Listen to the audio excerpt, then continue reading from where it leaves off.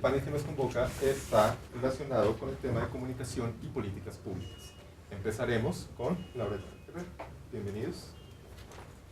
Estaremos en un inicio de sesiones, más o menos 15 minutos para cada ponencia. Una vez se terminen estos tiempos, pasaremos al otro ponente y dejaremos las preguntas para el final. ¿Bien?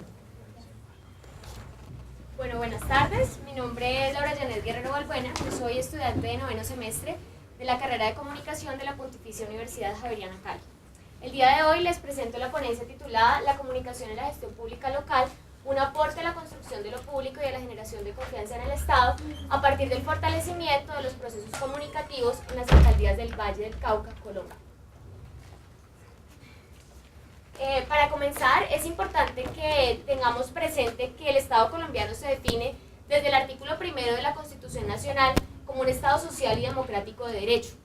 Esto implica que se pone su énfasis en la superación de las inequidades sociales y que procura garantizar la igualdad de oportunidades y la prosperidad para todos los habitantes. Además, protege y salvaguarda los principios, los derechos y los deberes que reza la Constitución Nacional. Es así, entonces, bajo este marco de la Constitución, se debe garantizar que todas las personas podamos participar en la toma de decisiones que nos afectan en la vida pública, en los asuntos económicos, administrativos, financieros, políticos y culturales.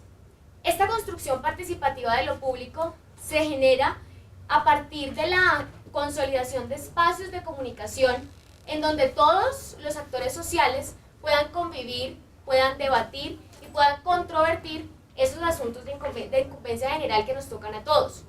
Si bien esa responsabilidad de construir participativamente lo público es responsabilidad de todos como ciudadanos, recae especialmente en estas organizaciones del Estado que tienen la titularidad del poder y que al tener esa titularidad deberían ser las encargadas de generar y de fomentar esa cultura democrática en donde se generan procesos de comunicación que perciben y que dan lugar para actuar, pensar, concebir e imaginar un proyecto de comunicación y un proyecto de sociedad como una movilización. Es importante entonces entender que cuando se entiende esa naturaleza colectiva de la comunicación, se deja de obedecer a un propósito particular y se comunica con una intención colectiva, que obliga a replantear los roles y a mirar de otra manera el papel que cumplen los sujetos que interactúan en la comunicación pública. Es importante además ver que la comunicación política y la comunicación pública entonces cobran gran importancia y cobran importancia esa interlocución en donde los ciudadanos hacen llegar al gobierno sus deseos, pero a su vez el gobierno pone a la opinión pública en conocimiento de su política. Hoy en día esto es más importante que nunca porque, como lo dice Germán Rey, si hace unos años se le da una gran importancia a la gestación de las políticas estatales de comunicación, hoy se le concede mayor atención a esos procesos que encuentran en las prácticas comunicativas posibilidades de construir ciudadanía. Es así como el diálogo y la participación cobran gran importancia en la comunicación en estas organizaciones estatales. Frente a esta teoría, aparece entonces el estudio realizado en más de 21 organizaciones estatales por USAID Casals y aparece además lo dicho por Juan Camilo Jaramillo en el 2005, en donde se descubre que la comunicación en las organizaciones estatales colombianas lamentablemente ha tenido otra connotación y ha sido utilizada principalmente en dos vías. La primera, para resaltar la imagen del directivo de turno, y la segunda, para establecer esa relación de camaradería con los medios masivos de comunicación. Para dar una perspectiva global a este tema, es importante tener en cuenta la normatividad en las entidades estatales. A nivel internacional, ya en otros países, se le está dando importancia a la implementación de modelos de gestión que revisan la eficiencia administrativa de estas organizaciones. En Colombia específicamente, en el año 2004, se implementó la norma técnica de calidad en la gestión pública, NTCGP 1000 2004. ¿Por qué es importante? Esta norma en el 2009 tuvo una actualización que nos toca como comunicadores y es que reconoció la importancia de la gestión de la comunicación en las organizaciones estatales y reconoció que la comunicación es un eje transversal y es un eje que contribuye a esa eficiencia administrativa de esas organizaciones. Como respuesta a esto, entonces, se adopta un modelo estándar de control interno, MESI 1000 2005, que es un mecanismo de control a la estrategia, a la gestión y a la evaluación. En este marco legal es donde se reconoce a la comunicación como eje transversal del sistema integrado de gestión de las organizaciones estatales, sin el cual estas organizaciones no podrían llevar a cabo efectivamente su misión y sus objetivos. Frente a este modelo estándar de control interno y también realizado por la firma USAID Casals, aparece el modelo de comunicación pública, organizacional e informativa MACPOI, que reconoce tres grandes campos de la comunicación organizacional, la informativa y la rendición de cuentas, y que además establece tres grandes fortalezas comunicativas que deben buscar todas las organizaciones del Estado, que son la apertura, la interlocución y la visibilidad. Estos campos y estas categorías se desarrollan a partir de estos ejes temáticos. La receptividad es la capacidad que tiene la organización estatal de recibir esas quejas de los ciudadanos, pero de transformarlas además en planes, programas, proyectos y de dar respuesta efectivamente a esas necesidades de los ciudadanos. La actitud de servicio, que es la capacidad que tienen de responder en términos de amabilidad, de sencillez y de calidez a esas inquietudes.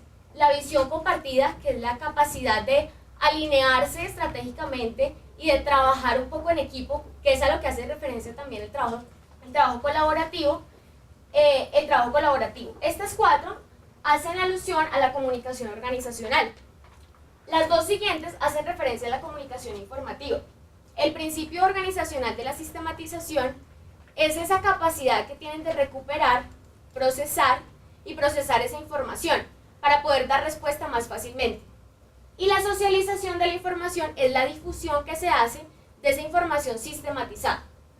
La rendición de cuentas a la sociedad, entonces toca dos puntos: el precepto constitucional de la publicidad, que es hacer visible la gestión, y el concepto comunicativo del posicionamiento, que es establecerse como guías orientadoras de la sociedad, que es como se deberían percibir a estas organizaciones del Estado. Dentro de este contexto teórico, entonces, se inserta esta pregunta de investigación. Hay un macroproceso y está dividido en varias fases. La pregunta del macroproceso es: ¿cómo aportar desde el campo de conocimiento de la comunicación a la construcción de lo público y a la generación de confianza en el Estado en el contexto regional de la gestión pública vallecaucana? En esta primera fase se le da respuesta a la pregunta: ¿cuáles son las características de la comunicación pública en las alcaldías del Valle del Cauca, identificadas a partir de los procesos de intervención y la gestión pública local? Como objetivos, entonces, está el primero, el objetivo general, aportar al ejercicio de la construcción de lo público y a la generación de confianza en el Estado, fortaleciendo los procesos comunicativos en las alcaldías del Valle del Cauca. Y para desarrollar ese objetivo general se fijan tres objetivos específicos. El primero es diagnosticar los componentes de la comunicación organizacional, informativa y rendición de cuentas en las alcaldías del Valle del Cauca. El segundo es establecer los lineamientos que orienten el desarrollo de un plan de comunicación en estas organizaciones. Y el tercero es proponer un análisis sobre el lugar de la comunicación pública en las organizaciones del Estado. Dentro del diseño metodológico es importante aclarar que el Valle del Cauca está conformado por 42 municipios. Para facilitar el trabajo y para facilitar el abordaje en estos municipios, se dividió al valle en tres capítulos. Capítulo norte con 17 municipios, capítulo centro con 11 municipios y capítulo sur con 13 municipios. Los resultados que se van a presentar son de las alcaldías Candelaria, Jamundí, Buga, Ginebra, Palmira y Pradera, que son las que ya se han avanzado. Quedan pendientes para el capítulo sur las alcaldías de Yotoco, La Cumbre, Viges, Darién, El Cerrito y Restrepo. Para el diseño metodológico se utilizaron técnicas cuantitativas y técnicas cualitativas.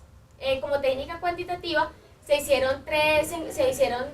un formato de encuesta, 3 encuestas que propone el modelo de comunicación pública, organizacional e informativa y que abordan los 3 campos de la comunicación. Se realizó la encuesta a una muestra aleatoria de los funcionarios de cada una de las alcaldías, y como técnica cualitativa se diseñó una entrevista estructurada con 24 preguntas que corresponden también a los mismos ejes temáticos del MACPOI. ¿Esto qué permite? La técnica cuantitativa nos arroja tendencias, pero la técnica cualitativa nos permite profundizar y saber el porqué de esas tendencias. Bueno, pasando a los resultados, aquí aparecen los resultados de manera general, pero para ser más específicos, voy a mostrar los resultados por cada uno de los campos. Dentro de la comunicación organizacional, bueno, es importante hacer una aclaración. El color rojo, hay una categorización cromática de los resultados de las encuestas. El color rojo marca una debilidad fuerte en cada uno de estos asuntos que aparecen allí. En las alcaldías, el color naranja muestra una debilidad en proceso de mejora, el amarillo son las que están en proceso de fortalecimiento y el verde son las que se encuentran en excelencia. Para entonces socializar los resultados, en el eje temático de la receptividad se encontró una gran debilidad en lo que se refiere a la sistematización y a la socialización de las quejas y reclamos que se reciben en estas organizaciones. A pesar de que las alcaldías indagadas tenían efectivamente oficinas de atención al usuario, de atención al contribuyente, estas no tienen estrategias para procesar, para gestionar y para responder y socializar esas peticiones, quejas y reclamos. Estamos entonces ante alcaldías que reciben las quejas, pero que al no tener estrategias para sistematizar y socializar, se encuentran para sistematizar y socializar, no generan entonces esa visión compartida y esas otras categorías y esas otras características. En la actitud de servicio se apreció una fortaleza en general en las alcaldías indagadas. En la visión compartida hay una gran falencia en lo que se refiere a escenarios de comunicación y a escenarios donde se conversen esos planes de gobierno. Entonces es complicado porque cuando uno le pregunta a los funcionarios no saben cuál es el plan de gobierno del alcalde para el cual están trabajando. Y es muy complicado porque lo mínimo que uno necesita es saber cuál es el plan de gobierno para saber cuáles son sus prioridades y cómo desarrolla su trabajo. En lo relacionado con el trabajo colaborativo, se encontró que la mayoría de funcionarios asumen el trabajo colaborativo como una relación de camaradería y de amistad entre funcionarios, pero que no lo ven más allá como el manejo compartido de la información. Entonces, se está utilizando la información, pero de una manera individual para cada uno de los directores de las distintas oficinas. Pero si uno le pregunta a la oficina de planeación qué está haciendo la Secretaría de Ambiente, probablemente no se tiene muy claro cuál es la relación y cuál es el desarrollo que tiene la otra oficina, porque no existe esa comunicación organizacional. En el campo de la comunicación informativa, en la sistematización, preocupa ver que la mayoría de funcionarios reconocen que existen sistemas de información, pero para lo financiero, más no reconocen que existen sistemas para lo institucional. Entonces nos quedamos en alcaldías que se quedan con ese dato y con ese indicador cuantitativo, pero que no revisan cuál es el impacto que tiene ese indicador cuantitativo en la comunidad para la cual trabajan y la comunidad que los eligió y que se supone que están representando. En lo relacionado con la socialización de la información, se identifica que la información se genera, pero que la información no circula, o sea, no llega a los directivos, no llega a nivel operativo, se queda estancada en el mismo nivel y es una información que se produce pero que no genera, que no impacta y que no produce cambios a nivel organizacional. Y finalmente, en lo relacionado con el campo de la rendición de cuentas, es el campo que salió mejor librado, pero esto, digamos, puede tener su razón en el control que hacen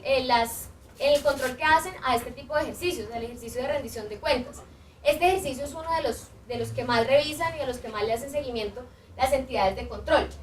Los funcionarios efectivamente saben que existe un proceso de rendición de cuentas que se realiza cada año, pero cuando uno les pregunta qué hicieron en la rendición de cuentas de su alcaldía, cómo fue, ellos dicen que no saben, que no tienen conocimiento de cuál fue la información que se dio a los ciudadanos.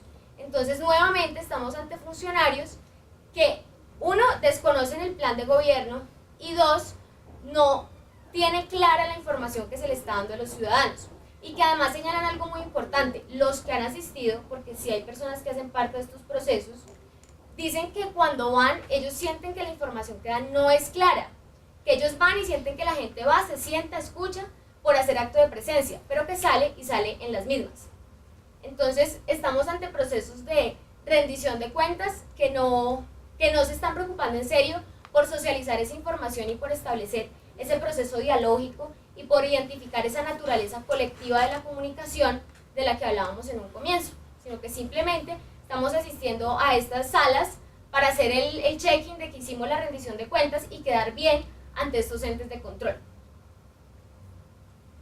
Como conclusiones entonces, primero, en su mayoría las alcaldías indagadas no cuentan con métodos ni procedimientos definidos para la sistematización de las quejas y reclamos presentados por los ciudadanos. En segundo lugar, los espacios formales para que cada dependencia promueva y mejore el trabajo en equipo, así como los espacios formales para que los servidores conozcan y conversen sobre las políticas de la dirección, están limitados en muchos casos al nivel directivo. Tercero, entre los servidores públicos no existe un adecuado y oportuno flujo de la información. Los mismos colaboradores de estas entidades reconocen que ignoran el norte que motiva al alcalde de turno. Y cuarto, es necesario fortalecer los vínculos entre lo público, la democracia y la política y buscar estratégicamente desde la comunicación la manera de promover un ejercicio de la ciudadanía, consecuente con el tipo de Estado que promulga la Constitución Nacional. Muchas gracias. Bueno, muchas gracias a Laura Janet con la presentación desde la Pontificia Universidad Javeriana de Cali. Les recordamos que la participación del evento también la pueden seguir a través de redes sociales con el hashtag Way por Colombia. Pueden comentar eso a través de Twitter o pueden estar pendientes de la participación también a través de internet con el canal livestream.com/externadotv. Continuaremos entonces con nuestras presentaciones del día. Way por Colombia. Continuamos con las presentaciones. Sigue María Clara Sidón Monteiro de la Universidad Federal do Ceará.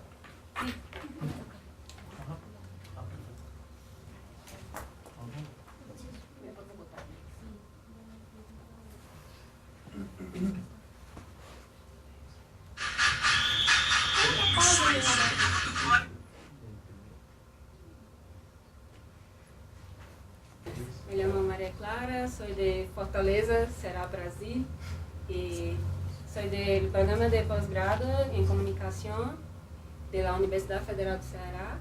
Vou apresentar em português, que é mais fácil e pode ser que alguma coisa seja perdida se eu for traduzir. Então, eu escrevi esse artigo e a minha motivação primeiro foi porque eu estudo a publicidade dirigida às crianças, os ninhos, desde a graduação. E eu participo do grupo de pesquisa da professora Inês Vitorino, que é o GRIM, que é sobre as relações da infância, juventude e mídia.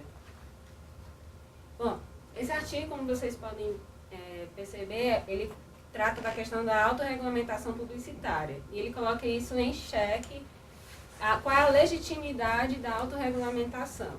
A autorregulamentação é feita pelos publicitários e somente a autorregulamentação só vale para os seus associados e não tem nenhuma política pública de controle da publicidade no Brasil. Então, primeiro eu proponho a pergunta, existe uma legitimidade na autorregulamentação? Primeiro, a legitimidade é um pré-requisito para um Estado democrático, então, e também para suas instituições. E mais no Brasil, o que surgem são essas formas de regulamentação feitas pelas próprias pessoas, profissionais. E são órgãos não governamentais e não têm poder normativo, não tem nenhum poder jurídico. E o que eu proponho refletir no artigo é se a autorregulamentação brasileira, publicitária brasileira, feita pelo Conselho Nacional de Autorregulamentação Publicitária, o CONAR, ele tem a função de representar os publicitários e os anunciantes, como também proteger o público de publicidade ofensiva, enganosa e também regulamentar toda a atividade publicitária. Não existe nenhuma outra forma de regulamentação no Brasil da publicidade. A primeira pergunta, existe legitimidade na autorregulamentação? Voltando bem nos primórdios sobre o conceito de legitimidade, o Habermas, ele propõe que a democracia e a legitimidade é fruto do debate público, que deve ser aberto a todos os cidadãos, e tem que ter essa participação do cidadão para haver a legitimidade. Mas o que acontece na autorregulamentação, principalmente a proposta pelo CONAR? que é uma associação fechada, que você precisa estar associado para participar. Então, ela não é totalmente aberta aos cidadãos. Então, isso pode gerar uma falta de confiança do público em relação a essa proposta de regulamentação que o CONAR traz.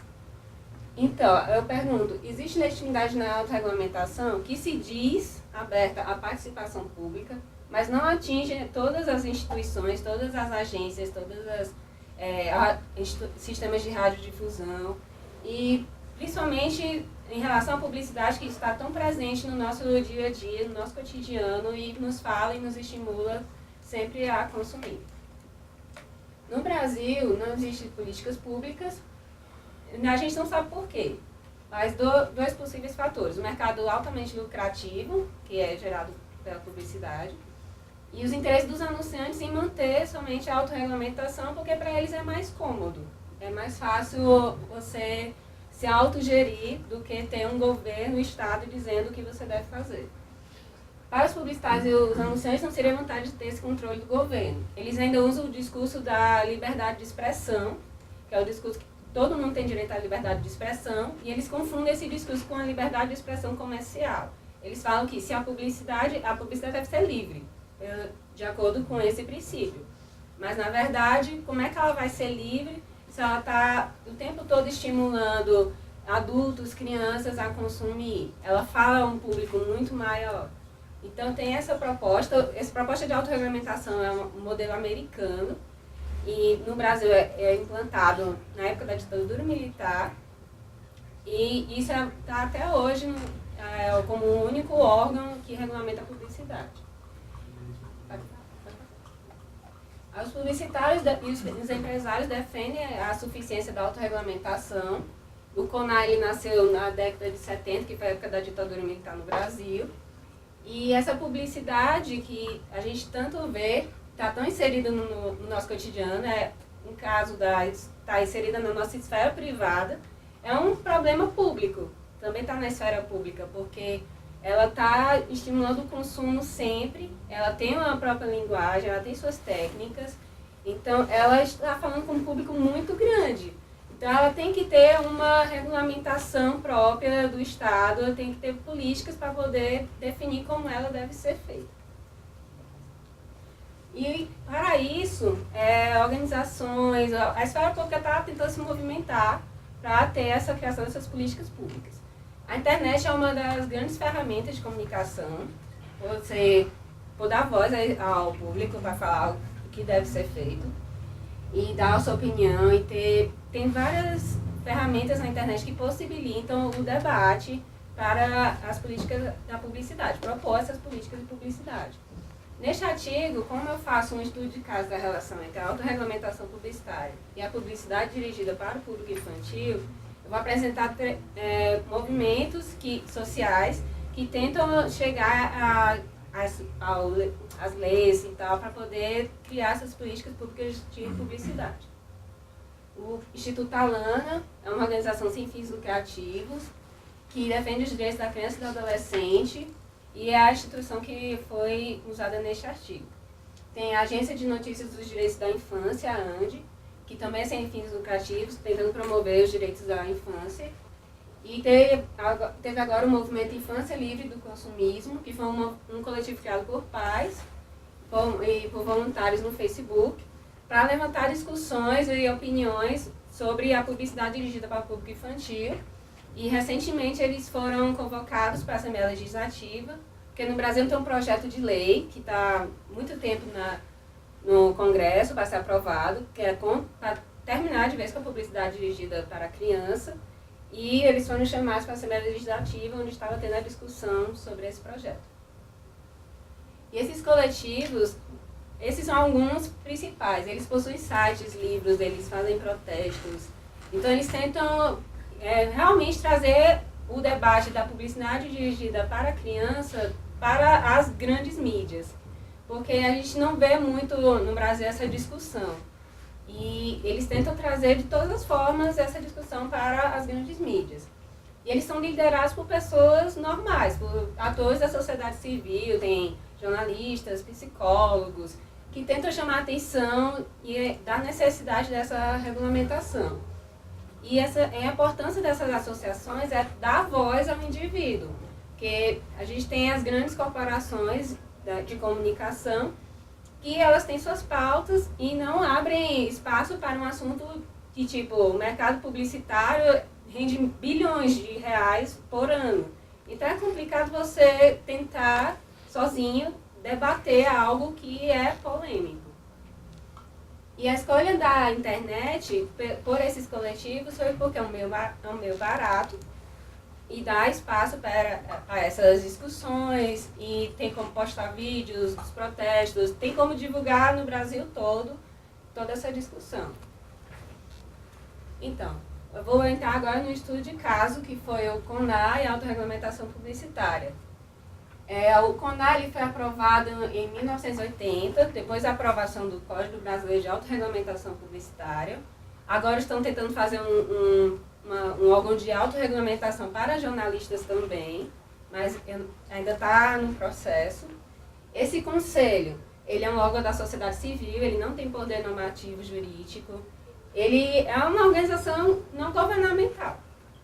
E ele é composto por representantes da Associação Brasileira de Anunciantes, agências de publicidade, sistemas de radiodifusão, revistas e alguns representantes da sociedade civil, como jornalistas, psicólogos, mas a grande maioria são jornalistas. Entre as atribuições do CONAR está receber denúncias que podem ser feitas por essas associações ou por indivíduos, qualquer cidadão. Só que o que o CONAR pode fazer é tentar uma recomendação, tipo tirar o anúncio do ar, alteração, suspensão, mas é tudo meramente indicativo por não ter nenhum poder normativo. Então, a gente vai fazer um estudo de caso da denúncia feita pelo Instituto Alana para o CONAR em relação ao anúncio do McLanche Feliz, do filme Rio, que é feito pelo anunciante Arcos Dourados Comércio de Alimentos, o McDonald's, e a agência responsável Tarteca Comunicações. Em reunião conjunta do Conselho de Ética do CONAR, foi decidido por unanimidade que esse anúncio poderia continuar sendo veiculado. E outro problema é porque, às vezes, as indicações que o CONAR faz, de algum caso, só sai depois que a campanha já saiu do ar. Ainda tem esse problema. A denúncia enviada ao CONAR questionava se esse comercial do McLanche Feliz, que utilizava personagens do filme Rio, contracenando com crianças, e podia incentivar a criança a ter um comportamento não adequado. E anunciava também combos, que é tipo a compra do alimento mais um brinquedo, que é altamente criticada em vários países, inclusive no Brasil. E esse comercial foi exibido antes do filme Rio, nos cinemas, e a classificação era livre do filme, ou seja, a pessoa via. Vou apresentar o vídeo para vocês.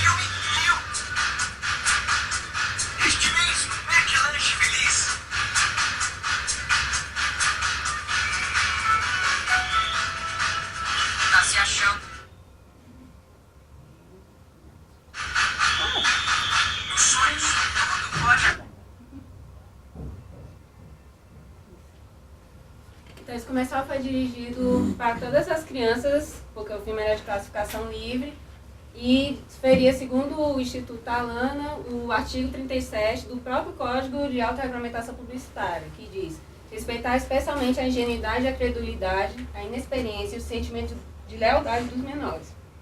A criança podia ver isso e achar que o filme começar a fazer parte do filme, ou seja, ele era tendencioso. E as crianças menores podiam não entender que era um comercial, então tem essa persuasão. No relatório emitido pelo CONAR, o McDonald's se defendeu dizendo que a acusação, o comercial defende o universo lúdico da criança e que ainda foi exibido num espaço destinado à publicidade que qualquer pessoa poderia entender que é um comercial e não faz parte do filme.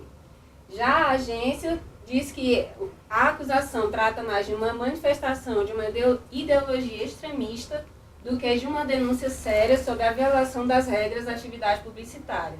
Afirma ainda que o comercial tem todos os elementos para identificar que realmente se trata de um comercial e não do filme. E o relator do Conselho do CONAR, ele ironiza o Instituto Alana, chamando de bruxa Alana que odeia criancinhas e prefere deixá-las bem magrinhas.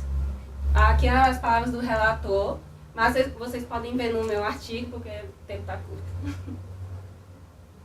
E analisando a fala dele, ele diz que o comercial é ok, a criança vai entender aquilo e que o CONAR não tem esse dever de regulamentar a publicidade. Isso é dever dos pais, educar os filhos para entender o que é a publicidade e não do Instituto Alana. Ele ainda traz uma visão do comportamento da criança, diz que a criança foi feita para azucrinar e para isso existe o famoso não, sem precisar ameaçar chamar a bruxa, no caso é o Instituto Alana. O Instituto Alana se defendeu dizendo que não reconhece mais o CONAR como uma organização que se propõe a regulamentar a publicidade. E com este caso, o que a gente deve refletir se o tratamento dado pelo relator do Conselho, que se propõe a regulamentar, se realmente é justo e se é capaz de atender os interesses do público sem ferir os interesses dos anunciantes das empresas. Se ele está fazendo um balanço mesmo entre o comércio e o público, já que é um mercado que movimenta bilhões de reais por ano.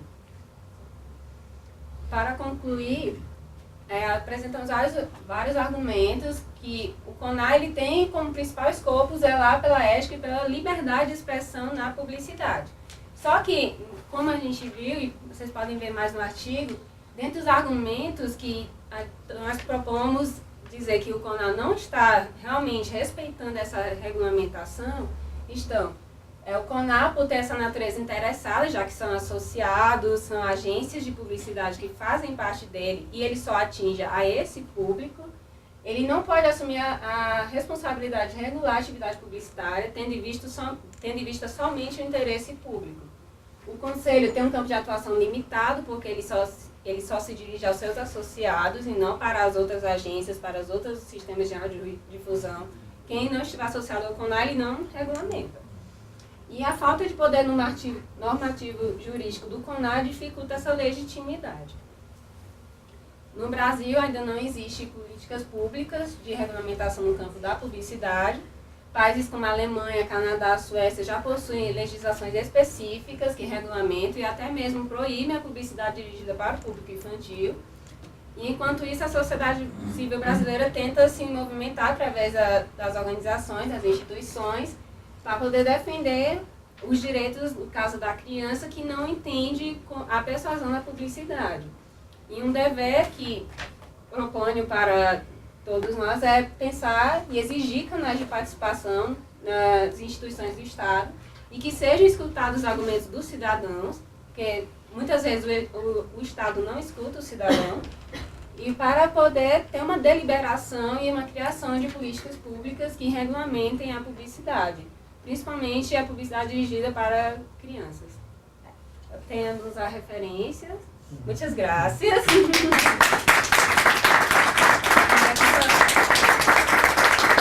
São as referencias, vocês podem ver mais no artigo. Bueno, muchas gracias. Son las presentaciones del panel de políticas públicas. No sé si tengan algunas preguntas para nuestros panelistas. Si alguien quiere abrir el debate. Una pregunta dirigida al proyecto de la organización de las comunicaciones a la comunidad en Cali. ¿Cómo se trabaja ahí la presencia del comunicador en estas instituciones estatales? No sé si lo consideraste en parte de la muestra, realmente fueron funcionarios que no pertenecen a las comunicaciones. ¿Cómo fue el papel representativo de ellos en la investigación?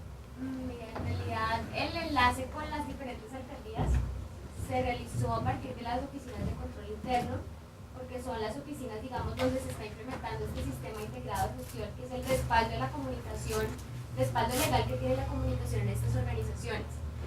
Dentro de la muestra, lo que nosotros hicimos fue tomar una muestra representativa de cada uno de los niveles que conforma la organización, para tener la opinión de todos, no solamente del nivel directivo, sino también de los niveles operativos.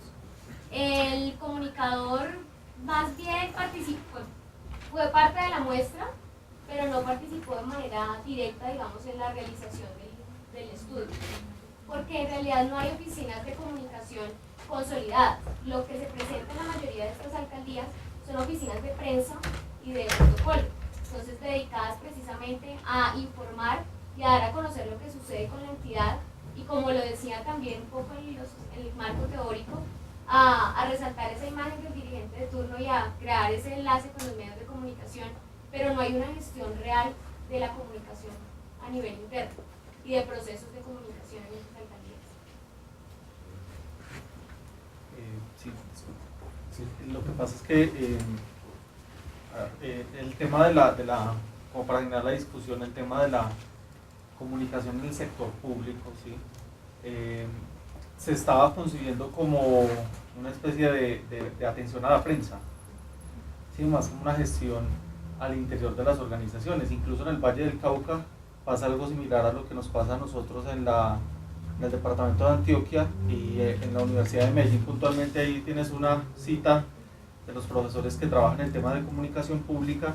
Estamos interviniendo precisamente en la comunicación en los municipios, porque Antioquia, como puede pasar en el departamento del Valle, tiene muchos municipios muy desconectados del poder central, en donde no se les hace un adecuado manejo a la comunicación, porque también no hay presupuesto. Entonces también ahí es un tema muy difícil, porque no hay presupuesto, el comunicador está centralizado en la ciudad y solamente está como muy al servicio de atender elementos netamente de prensa. Entonces la organización de comunicación queda muy al margen. Es como lo que se está buscando ahora, el tema de la comunicación pública como un elemento transversal. Pues. Yo quisiera agregar algo ahí, es que lo que se ve también de manera frecuente en los municipios, casi que nos estamos haciendo una imagen de gestión de la comunicación para los grandes municipios, que tienen infraestructura, que tienen equipo para trabajar, pero estamos desapareciendo del mapa de la gestión de la comunicación a los pequeños municipios, que además son la mayoría de nuestro país, componen pues como ese mapa en Colombia. Entonces cuando uno se acerca a esos pequeños municipios, en este caso en las alcaldías del Valle del Cauca, lo que encuentra es que no hay comunicador, no hay oficina de comunicación, incluso en la mayoría no hay tampoco oficina de prensa. Entonces cuando uno entra a preguntar, bueno, ¿y quién es el encargado de manejar la comunicación acá? No, pues vaya a ver el control interno a ver qué le dicen.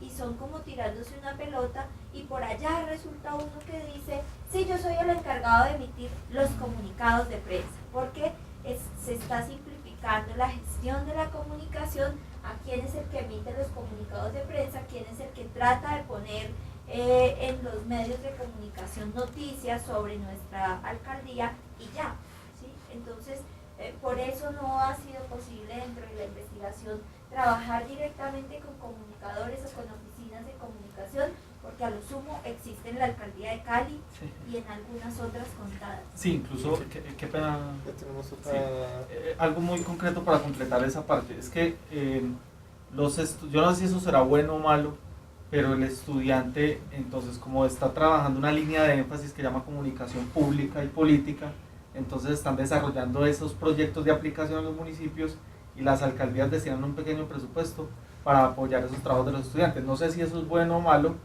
por el tema pues de la oportunidad laboral que tienen los comunicadores, pero se está transmitiendo a los estudiantes ese tipo de oportunidades para aplicar proyectos de aula en los municipios. ¿Tenemos otra pregunta? Sí, una pregunta para la segunda presentación. María Clara. Vou fazer em português, aí se alguém entender por espanhol. Você sabe que o CONAR tem registro desde pelo menos 2005, dividido na pizza das denúncias por tipo de área. E denúncias sobre polícia infantil está lá desde 2005, ano a ano. Acho que teve um ou outro ano que não teve denúncias, pelo menos categorizadas desse jeito. Mas se não foi desse jeito, caiu em responsabilidade social. Que, aliás, 3 anos atrás, era um quarto das denúncias sobre responsabilidade social e consumismo infantil, entrava aí nessa categoria. Então você tem um histórico aí de denúncias, seja de consumidores, que são as que vêm crescendo, ou de concorrentes, que eu acho que vale a pena analisar. Porque você está pegando um caso, mas é interessante ver o contexto geral, até porque você está falando de atores que estão influenciando o debate ao ponto de serem convocados pelo Congresso. Né? E aí eu fiquei perguntando quanto do apoio público via pesquisas de opinião estão ajudando ou não a introduzir no debate a necessidade de maior regulamentação da publicidade infantil. Tem várias pesquisas da Lana, pela Datafolha e tal, onde aparece um percentual bem elevado de apoio, de restrições, né, tanto quanto ao tipo de alimentação dentro das escolas, né, que é o ponto forte da Lana, como de forma mais abrangente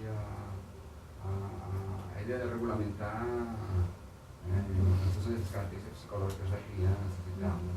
Eu acho que teria enriquecido o teu trabalho se tivesse contextualizado dentro da opinião pública. A gente acabou de fazer um estudo sobre regulamentação em várias áreas, né, polícia infantil, bebidas alcoólicas e fast food, e se encontra uma tendência crescente a esse tipo de regulamentação. Ainda mais que o projeto de lei contra a publicidade infantil é desde 2001 que ele está em trâmite no Congresso Nacional e até agora não foi resolvido. E foi até interessante ter chamado os pais que fazem parte desse movimento de infância livre do consumismo a participarem da discussão na Assembleia. Ainda o Brasil ainda está muito atrasado em relação à publicidade dirigida ao público infantil. Esse caso eu fiquei sabendo ano passado, ele é de 2000 não, fiquei sabendo esse ano, ele é de 2010, 2009, 2010. E me chamou muita atenção do jeito que o relator tratou o Instituto Alana, de chamar de bruxa Alana. E surgiu toda uma série de movimentos. O CONAR lançou um site, somos todos responsáveis, tentando tirar o trabalho dele de regulamentar para a criança. E depois surgiu, os pais também criaram um blog em relação a isso. Então eu vou procurar esses casos no CONAR, desde 2005, para um trabalho futuro e tal, poder enriquecer mais, porque é uma temática que eu vou fazer na minha dissertação, então eu tenho muito interesse em me aprofundar como o CONAR está tratando da publicidade infantil. Como bem falou sobre a Suécia, sobre trabalho um assunto que me atrai bastante. Mas não sei, mas acho que provavelmente em países com essas instituições mais amadurecidas vieram, obviamente, dos movimentos da opinião pública formada. Essa ironia também eu fiquei estarrecido, assim, porque me parece que tem uma legitimidade perante o descaso da população. Entendeu? Eu acho que outra coisa assim, interessante que preenche, né? Então, um ciclo, talvez com instituições mais maduras e mais consolidadas, você não tivesse uma autoridade que fosse capaz de falar algo nesse nível de descaso. Né? Sim. Porque não é um assunto debatido no Brasil. É muito difícil ter em algum programa na TV Cultura, por exemplo, que traz algum debate, mas é muito defasada essa questão da publicidade infantil por causa do mercado por trás mesmo. Então é bem complicada essa relação. é só uma questão. Aos colombianos, perdendo minha ignorância, há alguma regulamentação no país nesse sentido? El código, Código el del menor, menor. el Código código del del menor. menor. Sí. Y algunas normas específicas de la Comisión Nacional de Televisión, que ahora es la Autoridad Nacional de Televisión. Pero que llega a implicar en censura o en... No, es más autorregulación. Con No. la Asociación Nacional de Anunciantes, con la ANDA, y pues me pareció Brasil, incluso nosotros, yo trabajé en algún momento en ese tema, tuvimos el modelo de la ANDI, de ANDI Brasil, Sí. para el tema de indicadores y de mediciones, tomamos ese tema. Sí, Con la pero comisión. no hay censura previa Pero no hay en censura. los reglamentos del país, no hay censura previa, siempre la acción de las instituciones es posterior, posterior. al Es al control. evento. Censura en ese sentido. Control, pero autorregulación desde los productores y las agencias. Y también están ciertos trabajos, por lo menos dentro de las empresas privadas, los códigos de ética o en los mismos medios de comunicación, hay unas Manuales de reglamentaciones, manual de estilo o el mismo defensor del televidente, digamos, por los temas de televisión están ahí. No hay políticas del gobierno actual de Sí, en El código del menor. Código El del código menor. del menor es con el Instituto Colombiano de Bienestar Familiar, que es la protección al menor desde el Estado, en conjugación con Ministerio de Comunicaciones, que luego delegó esa función en la Comisión Nacional de Televisión, que hace pocos meses desapareció y se convirtió en la Autoridad Nacional de Televisión. Pero el código del menor es el más específico En ese caso, las denuncias son canalizadas para él. ¿Qué Secretaría del Menor sería? Instituto Colombiano de Bienestar Familiar a través de la Autoridad Nacional de Televisión, pero lo que infringen es el código del menor. Sí. ¿Alguna otra pregunta para nuestros panelistas? Tengo una pregunta para María Clara. Ah, no, para Laura. Laura, Sí. Janet. Laura, según lo planteado, pues me parece que la naturaleza colectiva de la comunicación, hay un quiebre no solo desde el área pública, sino también desde lo público a la ciudadanía como tal. ¿De qué manera afecta ese quiebre o qué efectos negativos tiene para la construcción de democracia o de una unión de esos espacios de diálogo entre lo público y lo civil? O entre lo mismo público, porque pues, es terrible. Pues mira, se supone que nosotros, en Colombia funciona algo que es el voto programático. Y se supone que nosotros votamos por el programa que queremos que nos dirija. Ese quiebre, esa ruptura de esa naturaleza comunicativa hace que el voto que nosotros estemos dando no esté reflejando en realidad lo que nosotros queremos. Por eso yo creo que algunos, si no todos, nos sentimos defraudados en algunas ocasiones con nuestros dirigentes. Y es que nosotros votamos por un plan de gobierno, votamos para que ellos hagan algo y ellos no responden, digamos, a ese voto que nosotros damos. Esa ruptura y ese quiebre de la comunicación, digamos, se evidencia también ahí, en el hecho de que nosotros ponemos nuestra confianza y a cambio no estamos viendo reflejado esa labor que esperamos de sus dirigentes. Ese quiebre de esa naturaleza colectiva de la comunicación hace que la labor que ellos desarrollan no refleje lo que nosotros esperamos. Y es ahí desde donde se ve esa ruptura. Y es ahí donde se ve esa comunicación unidireccional y esa comunicación intermitente, en donde ellos se esmeran, digamos, por dar el discurso político, pero no por responder a esas necesidades y esas expectativas de los ciudadanos. Y es allí donde se rompe esa naturaleza colectiva de la comunicación.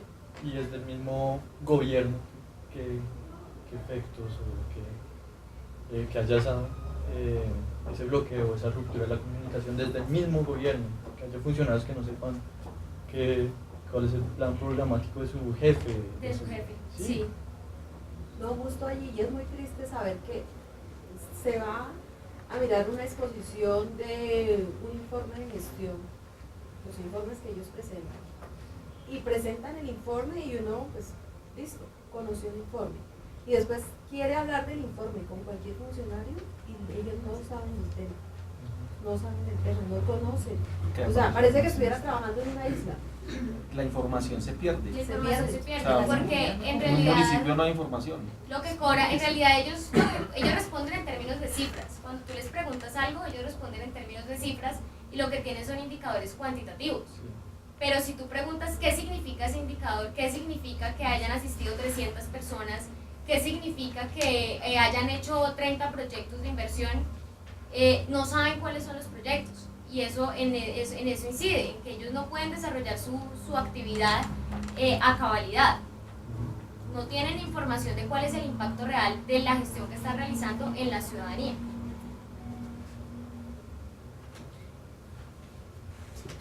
Yo quisiera ahí hacer como una intervención frente a cosas que ha ido marcando como retos investigativos del proyecto a propósito de lo que preguntas tú. Y es, Laura respondía a la pregunta con una cosa clara, y es la crisis de la democracia representativa, ¿sí? Estamos frente a la crisis de la democracia representativa versus una democracia participativa, en donde no podemos seguir concibiendo el espacio de lo político y de la comunicación política como los espacios tradicionales en donde ha tenido lugar la política, y no estoy hablando en el escenario colombiano, sino la política en general. Cada que nosotros pensamos en la comunicación, en prácticas comunicativas y prácticas políticas, casi que estamos pensando en dos actores obligados que son ciudadanía y gobierno en relación. Entonces hemos pensado todo el tiempo esa relación y además eso tan perverso que nos han planteado, y es que la relación gobernantes-gobernados, es que lo público se construye cuando hay una comunicación directa entre el gobernante y el gobernado. El proyecto que nosotras emprendimos hace 1 año y medio, lo que nos ha mandado es justamente a pensarnos los otros lugares en donde se está construyendo lo público, que no necesariamente son lugares en donde está el gobierno como actor.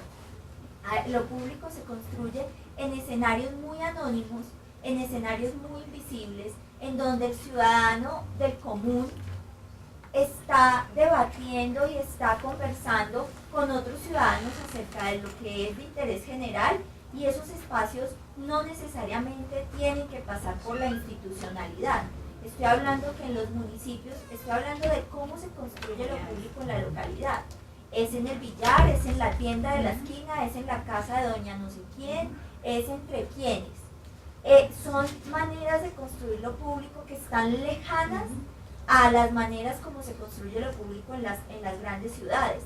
Incluso el lugar de los medios de comunicación en la municipalidad es otro lugar. ¿Sí? Ya no estamos hablando de los grandes canales, de las grandes emisoras, del superperiodista que todo el mundo reconoce, de la voz, como dicen por ahí, de la voz de los que no tienen voz. Es otra cosa el lugar de los medios de comunicación en estos escenarios. Y entonces aparece una segunda fase de este proyecto en el que estuvo Laura, y esta segunda fase justamente nos manda a pensarnos a ese ciudadano y ese ejercicio de construcción de lo público, que no necesariamente pasa por lo institucional, que no necesariamente pasa por las plataformas digitales como gobierno en línea, ¿sí? Sino que puede pasar por otros espacios que muchas veces son invisibles. Pero esa creo que ha sido la bondad del proyecto, que tuvimos una entrada y el proyecto nos ha ido como abriendo camino por escenarios que no teníamos concebidos desde el principio. No sé si tengan alguna otra pregunta o comentario. Bueno. Nos permitimos recordarles entonces, pueden participar a través de redes sociales, por Twitter, con el hashtag WayPorColombia. Pueden observar estas presentaciones a través del live stream, el canal del Externado TV, livestream/Externado TV. Recordamos también que pueden reclamar los certificados de las personas que se han presentado en la entrada, junto con sus proyectos específicos. Y las agendas del evento, por favor, las encuentran no solo en la página wayporbogota.net, sino también en la agenda física que está ahí.